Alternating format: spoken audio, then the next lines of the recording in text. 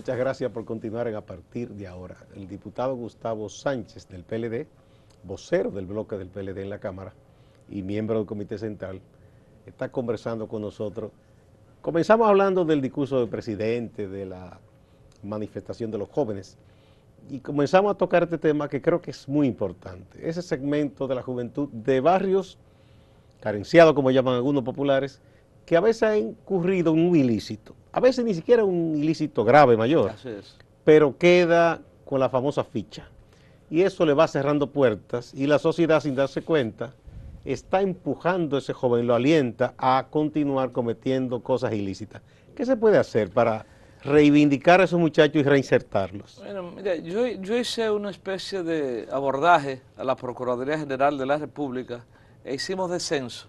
Convocamos cientos de jóvenes para procurar que desde la Procuraduría se genere una liberación, no de quitarle su pasado. No estamos hablando de borrarle el pasado. No. El pasado es, tú eres dueño de tu pasado. O sea, es imborrable. Nadie puede borrar los hechos. Y nadie puede borrarlo. No. Ni para bien ni para mal. No se puede borrar. Eso es una cosa, no borrar tu pasado. Y otra cosa es no catalogarlo de delincuente permanente para que no tenga acceso. O sea, liberar la famosa ficha que le impide el acceso a un empleo.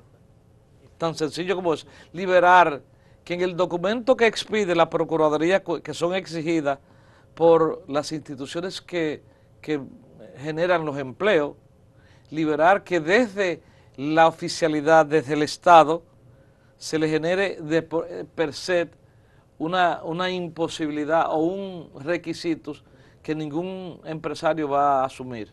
Liberar eso sin borrar su pasado. Claro, tú me dirás, bueno, una persona que ha sido delincuente, que ha cometido un crimen, ¿cómo yo lo empleo como seguridad? Por ejemplo. No, pero hablamos de muchachos que no han cometido hechos tan graves. Correcto. No es lo mismo usted fumarse un cigarrillo de marihuana que usted darle un balazo a alguien, es distinto, ¿no? Exactamente. Entonces hay que independizar depurar o depurar lo que implica un delito que sea una afrenta para la sociedad, por ejemplo, como una violación, un crimen. Ya eso es otra cosa.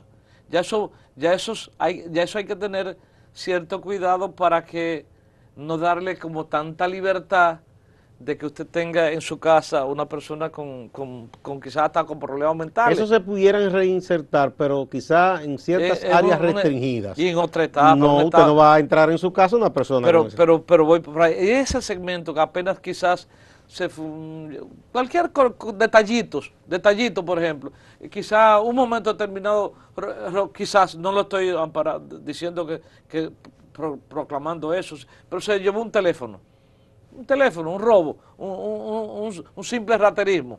Aquellos delincuentes que son acusados simplemente de raterismo. El raterismo es condenable, pero no es un crimen en per se. O sea, no es un crimen, es algo que quizá un joven se ve tentado para buscar 500 pesos, para buscar 1000 pesos, y de una manera u otra la cámara lo captó. La policía le dice a esos los descuidistas. Si alguien se descuida con algo, ellos se lo llevan, pero quizás no van a entrar a una casa, ni le van a poner otro cuchillo, no son violentos. Entonces estos jóvenes que de una manera u otra son condenados, porque son apresados, se presenta una querella ante ellos y de una manera u otra tiene que ir a la justicia. La justicia evalúa exactamente la gravedad del delito y lo condena, pero una condena que puede ser hasta de 3 meses, de 6, pero está condenado. Sí. Ya tiene la famosa ficha. No debería eso definir el resto de su vida. Claro, no debe. Entonces a eso es lo que nos estamos abogando. A eso de una manera u otra es lo que debemos preocuparnos, por tener una sociedad mucho más en paz, independientemente de los reclamos de la Plaza de la Bandera, pero ver con objetividad los males de nuestra sociedad, los males de nuestra juventud. Y a eso quizás es lo que yo hago un llamado como funcionario electo, preocupado, porque a mí me preocupa. Si yo te digo la cantidad de jóvenes que yo he sacado de ese mundo, jóvenes que yo le he evitado su muerte, jóvenes que yo voy más lejos. Hay espacios, por ejemplo, que me dicen, bueno, Diputado, que yo no puedo ir, mira, la carta de buena conducta te la voy a dar yo. Yo voy a ir contigo, yo voy a ser, no solo, como un garante. yo voy a ser el garante de que tú quieres reinsertarte, que tú quieres vivir una nueva vida. Entonces, ante esa situación, es que yo me aboco a todo esto. Nada, partiendo de nuevo del discurso del presidente, lo que ha dicho un poco al país y a quien le suceda, que ustedes aspiran que sea el candidato de ustedes, Gonzalo Castillo, ¿verdad? Porque todo partido no hace política para perder, quiere ganar siempre. Claro. Independientemente de los años que tenga en el poder. Nadie renuncia al poder. Ha dejado, entiende, unas bases para continuar lo que usted entiende es una política correcta, económica, etcétera. En un nuevo gobierno del PLD, ¿cuáles serían, digamos, esas políticas públicas que marcarían esa nueva impronta? Porque ya el presidente Medina dijo lo que él ha hecho, ¿verdad? Las cosas que hizo más énfasis. En un nuevo gobierno del PLD, ¿cuáles serían esas políticas públicas fundamentales? Independientemente de darle continuidad a esas políticas públicas en lo que tiene que ver con educación. No, porque eso no se va a renunciar. Correcto. Yo pienso que una de las políticas que debe implementar el próximo gobierno de Gonzalo Castillo es sobre la clínica de atención primaria. Siento que en términos de salud, República Dominicana debe abocarse más que a asumir los hospitales que tenemos ahora, a procurar que la atención médica llegue mucho más a nuestros barrios.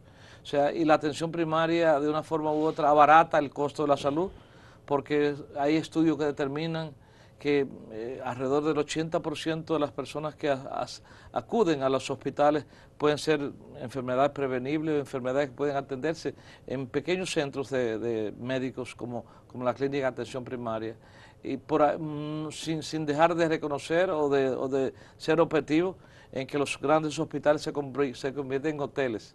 O sea, un hospital, mientras más grande es el hospital, mucho más grande es el hotel, porque en un hospital hay que darle todo tipo de servicios, desde lavandería, comida, restaurante, todo, absolutamente todo. Y mientras más tiempo permanece un paciente en un hospital, es imaginable el tiempo que tú puedas durar en un hotel. O sea, estamos hablando del costo que significa mantener un paciente en un hospital. Pero si el paciente va a un hospital de segundo o tercer nivel, es porque el de primer nivel no funciona.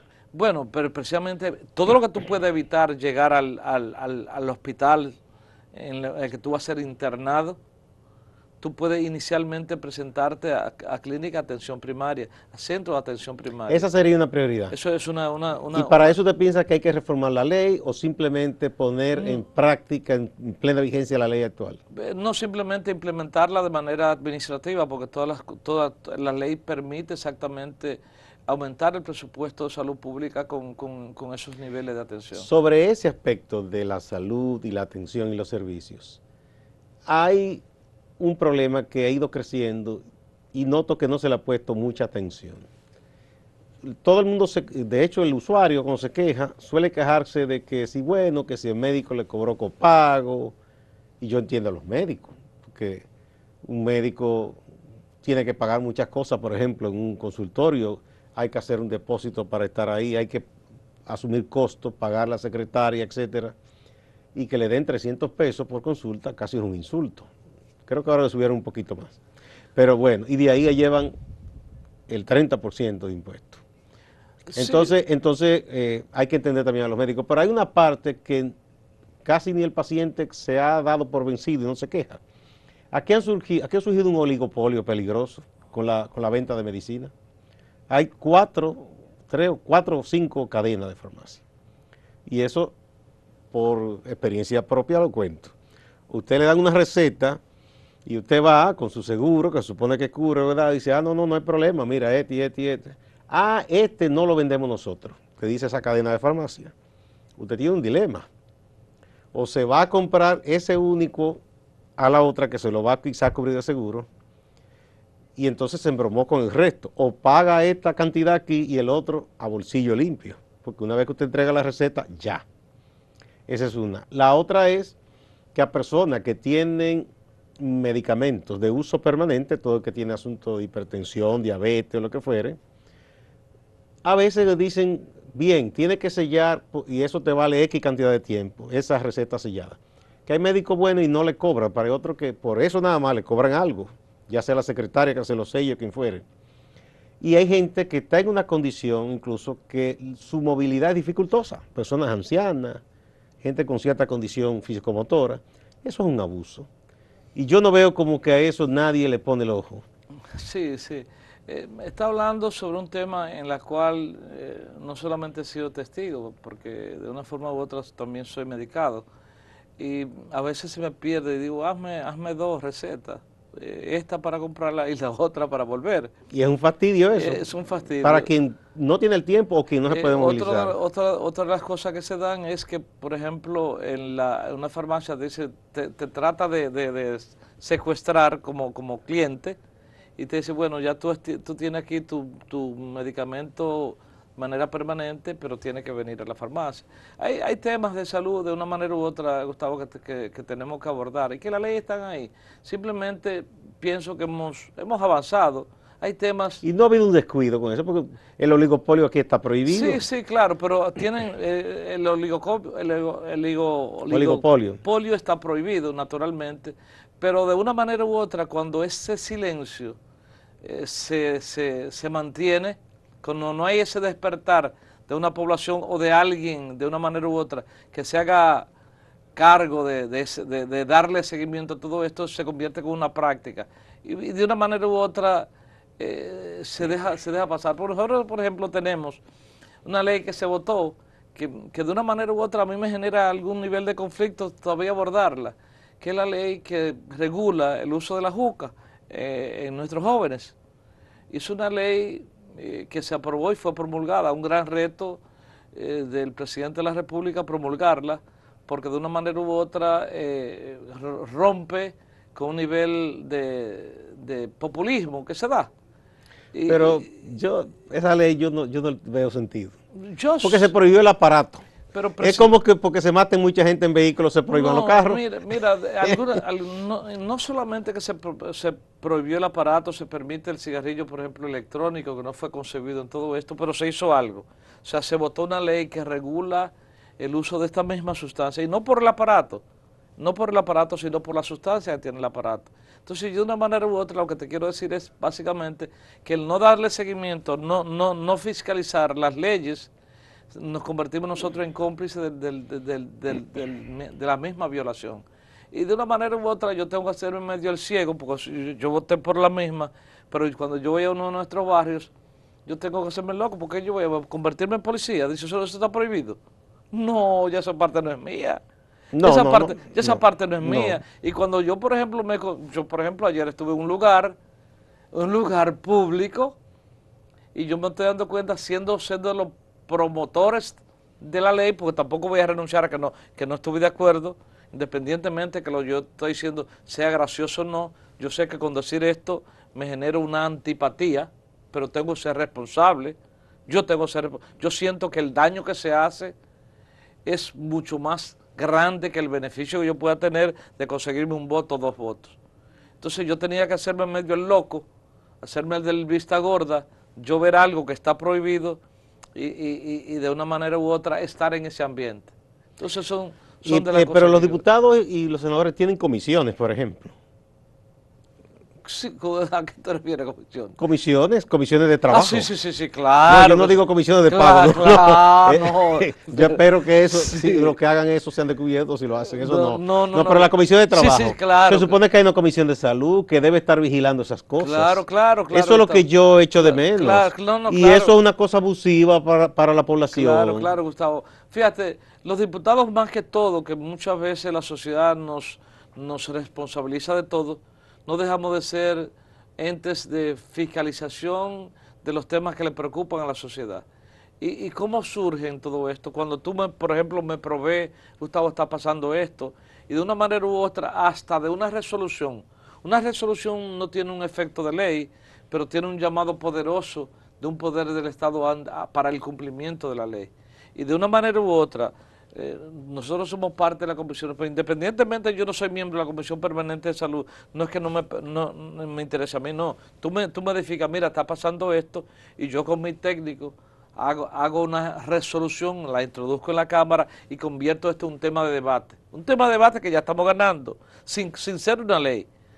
Tema de debate. Pero ojalá que se animen en ese asunto de ese oligopolio que ha crecido con esas cadenas de farmacia, pero claro que porque sí. abusando de la gente que está. Pero yo pienso que la ciudadanía tampoco nos empodera a nosotros de inquietudes que quizás no nos llegan en el día a día. Tal vez porque la gente está cansada y hasta ha perdido la fe, lamentablemente, y eso sí es peligroso. Pero oye, cuando que hayan perdido la fe en que las cosas se pueden solucionar.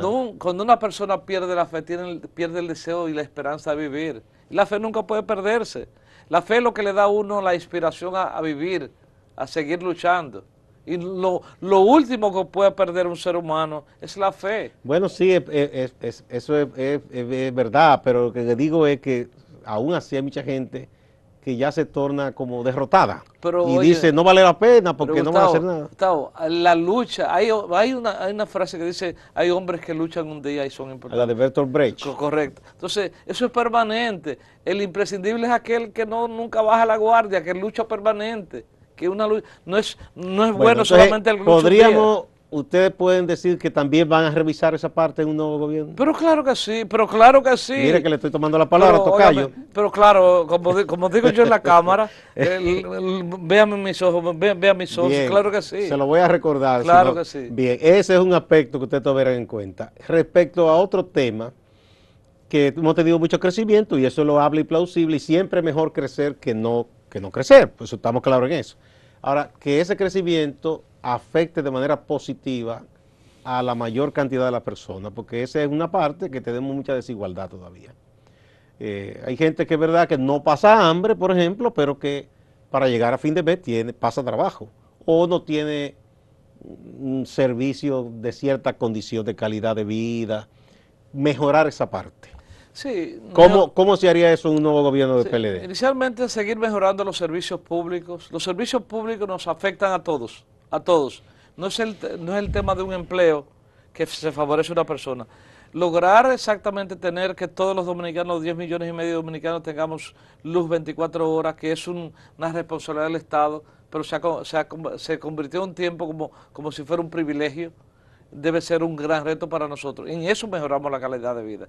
Mejorar que el agua potable llegue a todos nuestros hogares es una responsabilidad del Estado al que debemos estar comprometidos. Mejorar que la seguridad social llegue a todos los dominicanos es una responsabilidad de nosotros que tenemos que seguir logrando. Eso. Mejorar la calidad del empleo debe ser una responsabilidad de cada uno de nosotros. Claro, el empleo se mejora en la medida también que se mejora, por ejemplo, la calidad del técnico. O sea, hoy por que hoy, el recurso humano se cotice mejor. Claro, que se prepare mejor. Pero, por ejemplo, las pensiones que nosotros encontramos, por ejemplo, con valores de 6,000 pesos, hoy son 10,000 pesos. Y tú me dirías, bueno, ¿cuál ha sido el nivel de deterioro del presupuesto general de nuestra familia? Se mide por la inflación. ¿Cómo ha estado la inflación en los gobiernos de Danilo? Bajito, menos de un 4%. Por lo tanto, lo que tú ganabas en el 2012 y lo que tú ganas ahora no se ha despreciado en la medida, por ejemplo, que uno estaba acostumbrado. Llegó un momento, Gustavo, que todos los servicios se pagaban en dólares, que todas las cotizaciones se pagaban en dólares. Tú no podías cotizar en República Dominicana si tú eres un empresario, porque tú hacías una cotización hoy, pero mañana tenías que cambiarla. Ya hoy tú puedes cotizar en pesos dominicanos, ya hoy tú puedes vender propiedades inmobiliarias en pesos dominicanos, aunque se mantiene de una manera u otra la cotización en dólar. Pero ya hoy tú dices, bueno, este apartamento cuánto pesos cuesta. Ya antes tú no decías cuántos dólares cuesta. Y eso tiene mucho que ver con la estabilidad de nuestra divisa, con la estabilidad de la inflación. Los salarios disminuyen en la medida que la inflación crece. Y nosotros no hemos tenido niveles de inflación preocupantes de ninguna manera. Entonces, cuando dice que la economía crece pero abajo no se siente, claro que se siente. Cuando un profesor oiga... No, yo no digo que no se siente abajo, digo que hay niveles de desigualdad que son irritantes. Pero los niveles de desigualdad se miden por el índice de Gini, que mide los niveles de desigualdad de los pueblos. Sí, en eso, de hecho, tuve aquí un profesor, el vicedecano de la Facultad de Ciencias Económicas y Sociales de la UAS, y él dice que parece que la metodología se cambió y da otros resultados. Pero bueno, los resultados que se miden para América Latina, compárenme con los demás. No, pero bueno, eso compararse con el mar peor no es buen negocio. No, no quiero, pero tampoco me compare con Suiza.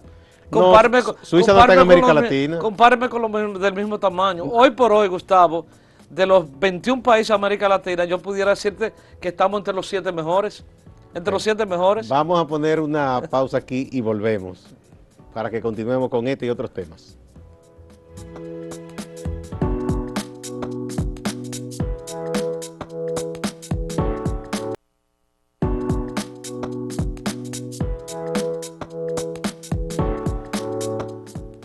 Gracias por continuar a partir de ahora. Don Gustavo Sánchez. Bueno, entonces básicamente ustedes no harían muchos cambios en la política económica, por lo que usted me dice. Mira, en la política económica de alguna manera habrá que hacer una especie de acuerdo, de un pacto, como se dice. Bueno, la ley de la estrategia de desarrollo establece unos pactos. Porque si aquí no se hace un pacto social económico, sencillamente vamos a tener que seguir administrando escaseces, porque todo el mundo está consciente que República Dominicana tiene una baja tasa de lo que tiene que presión tributaria. Sí. O sea, nosotros estamos alrededor de menos del 14% de la presión tributaria. Por lo tanto, todas las inversiones que se hacen, todos los gastos que se hacen, todo este crecimiento, es sobre la misma presión tributaria. Ese es un mandato de la Ley de Estrategia Nacional de Desarrollo. ¿Se hará en un nuevo gobierno del PLD ese pacto? Debe hacerla cualquier gobierno que entre. O nosotros, bueno, el nuevo, ustedes u otro. El nuevo gobierno. Pero tenemos que sincerizarnos. Y la sincerización tiene que ver, no sacarle capital político, porque cuando se habla de un pacto social, que se habla de un pacto económico, se habla de impuestos.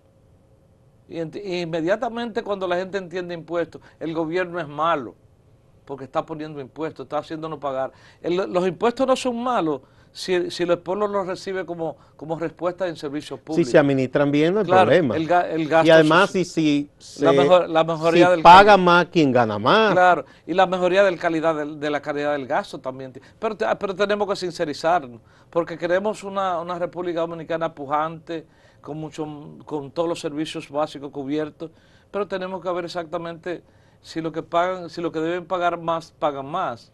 Pero eso le corresponde a ustedes cobrarles, a esos que ganan más. Pero se ha eficientizado notablemente lo que ha sido la tributación en República Dominicana. Y el pacto entonces esa sería una de las cosas que se harían en un nuevo gobierno. En cualquier gobierno, hay que hacerlo. Hay que hacerlo porque todavía hay leyes que están pendientes. Por ejemplo, la ley que tiene que ver con la protección de las fronteras, que termina en el año 2020-21. O sea, hay que ver exactamente por dónde irá exactamente ese acuerdo entre las partes. Usted dice con el acuerdo de DRECAFTA, que ya se supone que debe abrirse más el mercado nacional y todas esas cosas. Todos esos son temas que debemos... Y hay que preparar a los locales para que puedan competir. Exactamente. Bien. Entonces es un tema que nos debe importar a nosotros que queremos seguir como gobierno y a la oposición que quiere llegar a ser gobierno. No todo el que llega ahí tiene que abordar eso, quiera o no quiera, porque eso es un acuerdo. Así es. Bueno, tenemos unas elecciones, independientemente de la investigación que se está haciendo, hay un cronograma de trabajo que se tiene que seguir, se está siguiendo. Las elecciones serán 15 de marzo. ¿Ustedes mantienen las mismas expectativas que tenían cuando fuimos a las elecciones del 16 de febrero? Bueno, aquí yo tuve dos amigos suyos, compañeros, Guarcuya Félix y Elpidio Báez. Ambos me dicen que entre 65 y 70% es las expectativas que ustedes tenían de triunfo en esas elecciones municipales. ¿La mantienen? Mira, te voy a decir lo siguiente, que no todo es mal, por ejemplo, no quiere decir que lo hubiésemos deseado, pero lo que pasó en el 16 de febrero nos llevó a nosotros a tomar algunos correctivos, por ejemplo. Esos correctivos que nosotros pudimos percibir en ese proceso abortado, nos sirven a nosotros para eficientizar nuestra participación. Y si en aquel momento nosotros teníamos expectativas para ganar la gran municipalidad del país, ahora mismo estamos más confiados, porque ahora estamos corrigiendo detalles que quizás se pudieron pasar desapercibidos. Entonces, en función de todo esto, este mes de diferencia no solamente nos permite a nosotros continuar la promoción de nuestro candidato, sino un poquito ser más incisivo en lo que tiene que ver con el voto cautivo que nosotros tenemos, al cual debemos llevar a votar o a promover que vayan a votar temprano el día 15 de marzo. O sea, para expectativa ustedes la mantienen. No solamente la mantenemos, sino que nos permite asegurar mayor efectividad. Sí, mayor efectividad. Afinar la táctica. Correcto, nos permite mayor efectividad en la táctica para lograr exactamente que un proceso electoral ya transparente, libre de toda duda, se diga el que ganó, ganó. Eso es lo que yo quiero, que si nosotros perdemos, perdimos. Nosotros no tenemos un acta de impugnación para si perdemos. No, pero no se quite ese derecho porque si en un colegio le hacen algo raro, ustedes tienen que... Ya eso es la excepción. Ya eso en cada lugar, cada quien sabrá. Pero que se sepa que nosotros no tenemos un acta de impugnación para si perdemos. Pero yo quisiera que lo contrario estuvieran el mismo. Porque ellos tienen una para si pierden. No, ellos no han dicho eso. Pero no lo dudes, que nada más solamente le cambien la fecha. Claro. Bien, eso en cuanto a las municipales. Luego vendrán en mayo congresuales y presidenciales. ¿Usted va a repetir como candidato? Con Dios delante tenemos nuestra candidatura presentada a la selección número 3 y aspiramos que el pueblo de la selección número 3 nos valide. Y si no, para la casa. A seguir trabajando. Claro. ¿Cuántos periodos usted tiene ya? Yo tengo 3 periodos. Con un regalito de 2 años. Que sí, fue por aquella vez con la reforma. O sea, yo voy a tener el 16 de agosto 14 años como 14 diputado. años. 6 años como vocero, cumplo el 16 de agosto. Sí. Bien, usted empezó temprano en el PLD. Uy, sí, claro. Fue de los que llegaron jovencitos ahí. Imbuido de esa juventud que viene del campo, con esa... ¿De dónde procede su familia? Yo soy de Moca, de San Víctor, Moca, y desde niño, yo fui muy inducido a la participación colectiva. Yo fui miembro del Club 5D. 5D, que eran clubes que estaban en América Latina, y el 5D porque quería decir, la 5D, Dios, dignidad, deber, derecho y dominicano. En Venezuela eran 4B, verdad, Venezuela, virtud, algo así, me falta otra. Pero en América Latina, cada país tenía, para desarrollar ese intelecto de los jóvenes, clubes organizados a nivel nacional. Yo era miembro del club. Ustedes emigraron acá a la capital. Claro. Y fui de la dirección de la Asociación de Estudiantes de la provincia de Payá, a muy temprana edad. Yo no sé cómo llegué. Yo no sé de dónde me salió la inmodestia, mi liderazgo, pero yo fui miembro de esa Asociación de Estudiantes de la provincia de Payá. En la UAS. En la UAS. Y fui miembro de la Asociación de ¿Cuál Estudiantes. es la profesión suya? Ingeniería. Yo me gradué de ingeniero químico con Danilo. Ingeniero químico. Sí, claro. Sí. Y fui miembro de la Asociación de Estudiantes de Arquitectura, la Ingeniería Arquitectural, la UAS también. O sea, de cada una de esas instancias yo fui miembro o secretario de organización, secretario general de cualquiera de esos sindicatos. Y entonces, ¿cómo entra usted al PLD? Bueno, tú sabes que papá no quería que yo viniera a estudiar a la UAS, quería que yo fuera a la Guamaima, vine a la UAS, ese sentimientos revolucionarios me hizo ser parte del FUS. Inmediatamente. Bueno, usted estaba en el PRD primero. Sí, como yo todos fui los que... el chin que me tocó un chin de tiempo. En el PRD y después pasaron al PLD. Claro, y inmediatamente pasé al FEL. Sí. Fuerza Estudiantil de Liberación, que era el grupo apéndice del PLD en la UAS. Juan lo diluyó después el FEL. Bueno, no suspendió. Yo recuerdo. No suspendió, claro. Recuerdo un amigo mío desmontando unos cartelones. Cuando dijeron que eso no va más allá. Sí, hay que recordar la participación de Juan Francisco Santamaría, de Gustavo Montalvo, entre otros dirigentes del FUS, que nos honraron a nosotros con la dirección. Recuerdo que Diome de Mercedes también era parte de ese entrenamiento casi militar que se daba en los grupos, y efectivamente nosotros comenzamos nuestra carrera política por ahí. Quizá eso tiene... De ese PLD que era tan disciplinado, que había que estudiar esos folletos de Don Juan y todas esas cosas, al de hoy, ¿qué queda? Pero primeramente queda residuos de calidad. Residuos nada más. Claro, porque somos un partido de 2 millones y tanto, en ese momento éramos 13.000, por lo tanto 13.000 de 2 millones y pico es un chin. Sin embargo, hemos querido, o sea, se perdió la calidad por la cantidad. O sea, ahora mismo somos un movimiento electoral, somos un partido de fuerza electoral, y está en todos los partidos. Te puedo confesar, Gustavo, que los partidos han dejado de ser partidos. Bueno, el nombre lo dice, partido porque es una facción, pero casi ningún partido tiene convicciones ideológicas que lo identifiquen uno de otro. Solo está la batalla electoral. Ya tenemos que irnos. En la generalidad de los partidos. Tenemos que irnos ya. ¿Gonzalo gana o pierde? Gonzalo gana. Porque está convencido, usted me lo dice. No, Gonzalo gana, convencido, me pueden leer, porque está básicamente comprometido no solamente con la continuidad de un buen gobierno, sino que tiene a su lado un equipo de hombres y mujeres que hemos logrado tener ascendencia en nuestro barrio y en nuestras demarcaciones. El PLD hoy por hoy es una gran cantera. ¿Cuánto le aporta doña Margarita a Gonzalo Castillo? Bueno, Margarita, en todos los estudios de opinión que se hace, refleja que es la mujer más valorada que hay en República Dominicana. En la política. En la política. Como ella, hay quizá dos más, doña Milagro y Faride, debo reconocerlo. O sea, cuando los estudios se hacen, y quizá ellas tres son las que salen. Y quizá por yo decir esto, algunos PLDistas me condenen. No, porque no se puede ocultar eso. Yo tengo que decir la verdad. Ahorita me dice que yo soy pro esto, pro lo otro. Claro, tengo que ser franco. Las tres mujeres mejor valoradas de República Dominicana: Margarita Cedeño, Milagro Tibós y Faride. Correcto. Estoy hablando mentira, no estoy hablando mentira. Muchas gracias, don Gustavo Sánchez. Ha sido un placer conversar con usted. Le volveremos a invitar más adelante, después de los resultados de las elecciones municipales, a ver cómo siguen las cosas para que sigamos conversando. Y le voy a recordar que está pendiente esa reforma para que la salud sea mejor. De los oligocopios. Oligopolio, eso que están acabando con la gente. Bueno, muchas gracias. A ustedes también, amigas y amigos. No se vayan, ¿qué más?